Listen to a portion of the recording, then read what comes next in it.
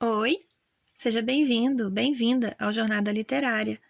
Se você gostar, dê um like e se inscreva. Você também pode contribuir através do site apoia-se/leitura narrada ou pelo Pix carlafloresf7@gmail.com. Obrigada por estar aqui. Um estudo de história, por Arnold Toynbee. Parte 4. Final da página 38.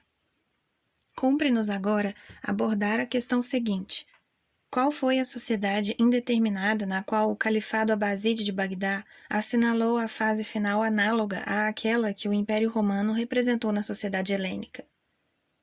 Se procedermos a uma investigação retrospectiva a partir do Califado Abáside, dar-se-á o fato de encontrarmos fenômenos análogos ao período de perturbações que se nos depara como constituindo a penúltima fase da sociedade helênica? A resposta a esta interrogação é negativa. Anteriormente, o Califado Abáside de Bagdá, encontramos o Califado Umayyade de Damasco, e, precedendo este, 1 milhar de anos de intrusão helênica, iniciando-se com a carreira de Alexandre da Macedônia, na última metade do século IV a.C., que prosseguiu com a instauração da monarquia seleucido-grega na Síria, com as campanhas de Pompeu e com a conquista romana, e só terminou com a revanche oriental dos guerreiros do primitivo Islã no século VII da era cristã. No ritmo da história, as conquistas catastróficas dos primitivos árabes muçulmanos parecem corresponder, como se fossem a segunda parte da mesma ode, às catastróficas conquistas de Alexandre. Como estas, as referidas conquistas transformaram a face da terra em poucos anos. Mas em vez de torná-la irreconhecível, mais macedônica, restituíram-lhe novamente a sua semelhança reconhecível com aquele mundo que tinha sido no outro tempo. Do mesmo modo que a conquista macedônia, ao dispersar o Império Aquemênio, abre parênteses, isto é, o Império Persa de Ciro e seus sucessores, fecha parênteses, preparou o terreno para a germinação do helenismo. Assim, a conquista árabe abriu caminho aos Umayyads e, posteriormente, aos Abásides, facultando-lhes a oportunidade de reconstruir um Estado universal que foi o equivalente do referido Império Aquemênio. Se sobrepusermos os mapas de cada um destes impérios, ficaremos impressionados pela continuidade com que as linhas externas coincidem, e observaremos que a referida coincidência não é simplesmente geográfica, mas abrange igualmente os métodos de administração e mesmo os fenômenos mais íntimos da vida social e espiritual. Poderemos exprimir a função histórica do Califado Abáside definindo-o como reintegração e recuperação do Império Aquemênio. Reintegração da estrutura política que se tinha pulverizado devido ao impacto de uma força externa e à resunção de uma fase da vida social que tinha sido interrompida mercê de uma interferência alienígena. O Califado Abáside deve ser considerado como o reinício do Estado Universal, que constitui a última fase da sociedade que estamos procurando identificar, cuja investigação transferimos, desta maneira, para 1 milhar de anos antes. Compete-nos agora examinar os antecedentes imediatos do Império Aquemênio, com o fim de investigar os fenômenos que não conseguimos descobrir nos antecedentes do Califado Abáside.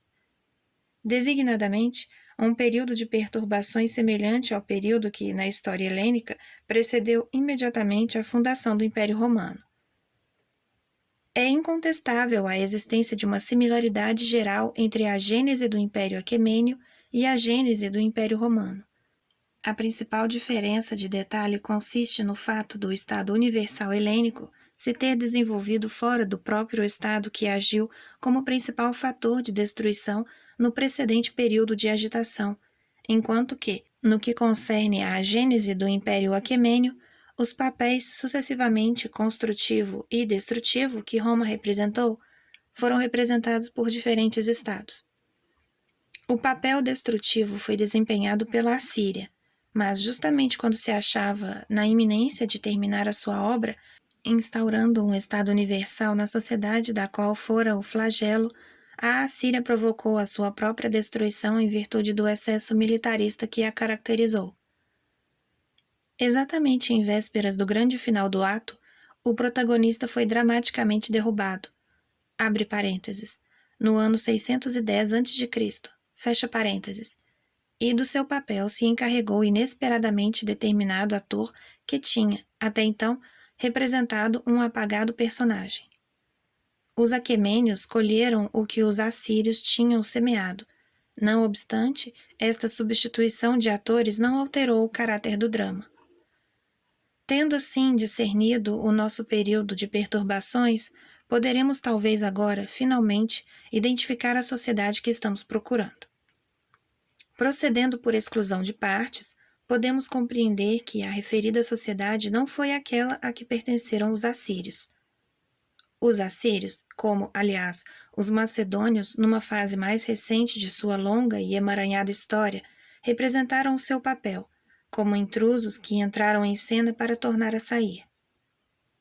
Na sociedade que estamos tentando identificar, ao tempo em que se encontrava unida sob o Império Aquemênio, podemos aperceber o processo de ejeção pacífica dos elementos culturais introduzidos pela Assíria, na substituição gradual da língua acádica e da escrita cuneiforme pela língua arâmica e pelo alfabeto. Os próprios assírios, nos seus últimos dias de existência, empregavam o alfabeto arâmico para a escrita sobre o pergaminho, como processo suplementar e auxiliar da sua tradicional escrita cuneiforme, de que se serviam para imprimir em tábuas de argila ou para gravar na pedra. Dado o fato de terem empregado o alfabeto arâmico, pode presumir-se que usaram a língua arâmica. Seja como for, após a destruição do Estado assírio e do Império Neobabilônico, abre parênteses, isto é, do Império de Nabucodonosor, fecha parênteses, cuja vida foi curta e que, se lhe seguiu, o alfabeto e a língua arâmica ganharam continuamente terreno, até que, no último século a.C., a língua acádica e a escrita cuneiforme se tornaram processos mortos de expressão, na Mesopotâmia, sua terra de origem.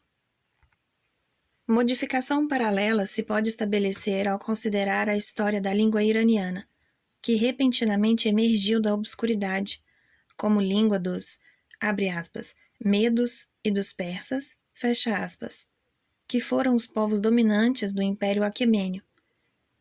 Ao enfrentar o problema de elaborar os seus arquivos numa língua que se não tinha desenvolvido até a criação da sua própria escrita, abre parênteses, o iraniano ou antigo persa, fecha parênteses. Os persas adotaram a escrita cuneiforme para as inscrições na pedra e o arâmico para os registros em pergaminho, e foi a escrita arâmica que sobreviveu, como veículo da língua persa.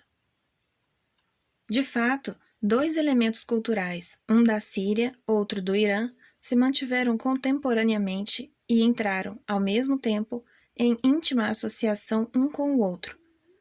A partir da derradeira época do período de perturbações que precedeu a fundação do Império Aquemênio, quando os arameus conquistados estavam começando a cativar os seus conquistadores assírios, o processo foi sempre ininterrupto.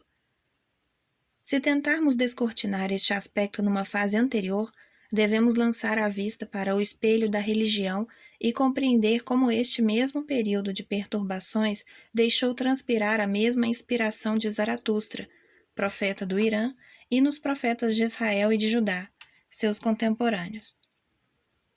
Em conjunto, o elemento arâmico, o sírio, mais do que o elemento iraniano, deve ser considerado como tendo exercido influência mais profunda e, se olharmos para o passado, para o período anterior à época das perturbações, o elemento irânico desaparece gradualmente e torna-se-nos possível vislumbrar uma sociedade na Síria, na geração do rei Salomão e do rei Hirã, seu contemporâneo, que se encontrava em vias de descobrir os oceanos Atlântico e Índico e já tinha elaborado o alfabeto.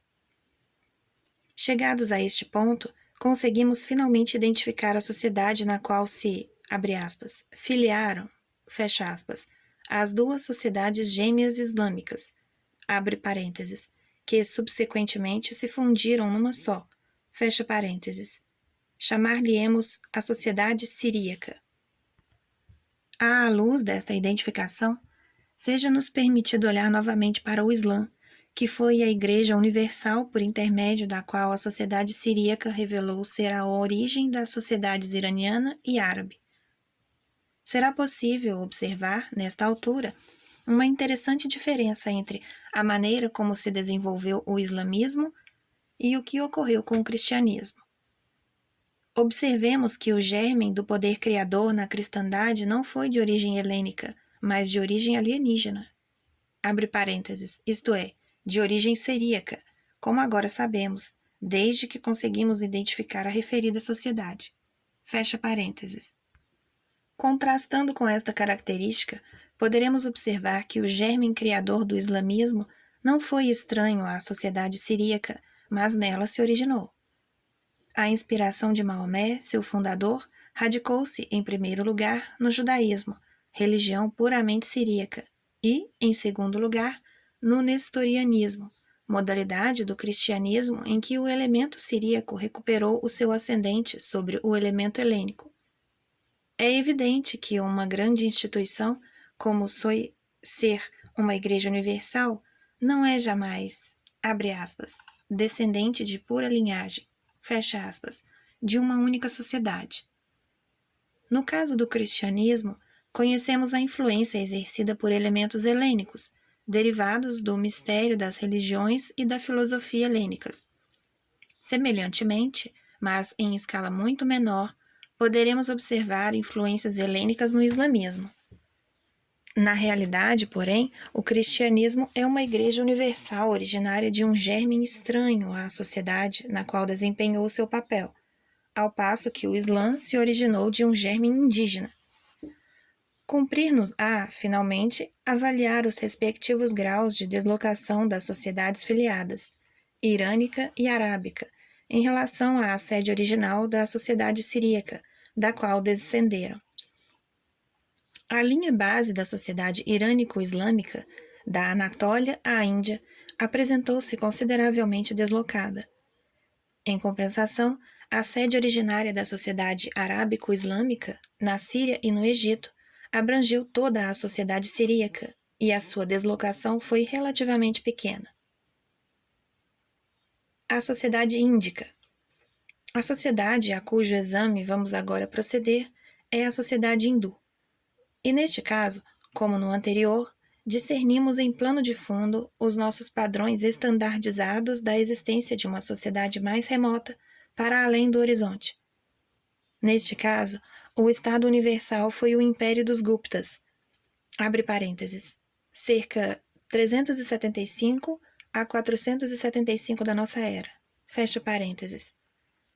A Igreja Universal foi o hinduísmo, que predominou na Índia, na era dos Guptas, e que expulsou e suplantou o budismo, após um período de cerca de 7 séculos, durante o que o budismo dominou naquele subcontinente que serviu de berço às duas religiões. O Volker van der Hong, que invadiu o Império Gupta, quando da sua queda, proveio dos hunos da estepe eurasiática, que, ao mesmo tempo, se lançaram ao assalto do Império Romano. O interregno durante o qual se verificaram as suas atividades e se prolongou a existência dos estados sucessores do Império Gupta situa-se, aproximadamente, dentro do período decorrido entre os anos 475 e 775 da era cristã. Foi depois disso que começou a emergir a sociedade hindu que ainda hoje vive. Sankara, pai da filosofia hindu, floresceu por volta do ano 800 da mesma era. Quando remontamos a épocas mais remotas, na nossa pesquisa em busca da antiga sociedade a qual a sociedade hindu se filia, depara-se-nos, em menor escala, o mesmo fenômeno que complicou a nossa investigação quando tratamos da sociedade siríaca, ou seja, a intrusão helênica. Na Índia, essa intrusão não se iniciou com a campanha de Alexandre, a qual, dentro dos limites relativos à sua influência sobre a cultura hindu, não teve consequências tão importantes. A intrusão helênica real, na Índia, iniciou-se com a invasão de Demétrio, rei grego da Báctria, aproximadamente entre 183 e 182 a.C., e terminou com a destruição do último dos invasores parcialmente helenizados, no ano 390 da nossa era, data que podemos considerar aproximadamente como correspondente à fundação do Império Gupta. Seguindo a mesma orientação que nos levou à pista da sociedade siríaca, poderíamos procurar na Índia, como procuramos no sudoeste da Ásia, um Estado universal pré-helênico, do qual o Império Gupta possa ser considerado como ressunção pós-helênica, e vamos encontrá-lo no Império dos Mauryas, fundado por Chandragupta no ano 323 a.C. Este império, que no século seguinte se tornou célebre durante o reinado do imperador Asoka, foi extinto no ano 185 a.C. pelo usurpador Pushyamitra. Anteriormente a este império, depara-se-nos uma época de perturbações, caracterizada por frequentes guerras destrutivas entre estados locais, a qual abrangeu, na sua breve duração, a vida de Siddhartha Gautama, o Buda. A existência de Gautama Buda e a sua atitude em relação à vida constituem a melhor prova de que a sociedade da qual foi membro se encontrava em mau caminho, ao tempo em que viveu. E esta prova evidente é corroborada pela vida e pela visão do futuro de seu contemporâneo Mahavira, fundador do Jainismo, e pelas vidas de outros elementos da mesma geração que, na Índia, se afastaram do mundo terrestre e procuraram encontrar o caminho de outro mundo, através do ascetismo.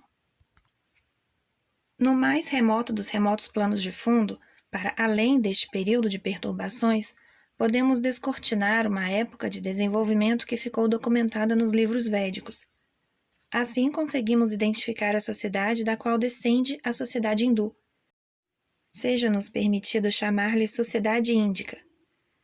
O lar original desta sociedade índica localizava-se nos vales dos Hindus e do Ganges superior, donde alastrou por todo o subcontinente.